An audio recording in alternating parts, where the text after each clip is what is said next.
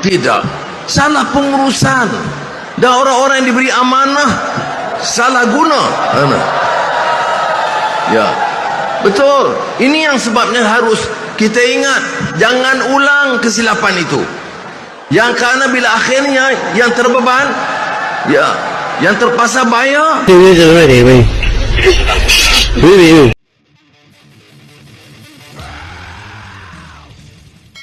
Meluat tak habis-habis nak salahkan kerajaan dulu.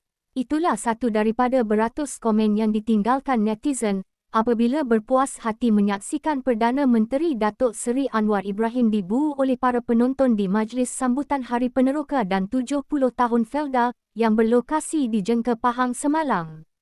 Menerusi potongan video yang dikongsikan di akaun TikTok Kanda Zayan itu, kelihatan para penonton di majlis berkenaan kurang senang dengan ucapan PMX yang memburuk-burukkan Datuk Seri Najib Razak, mengakibatkan dirinya dibu oleh sekalian umat di majlis tersebut.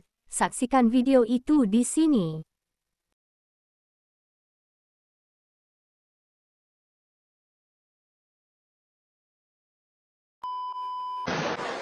Tiap tahun, untuk 10 tahun ini, kita kena belanja, kerajaan terpaksa keluarkan hampir 1 bilion ringgit satu tahun.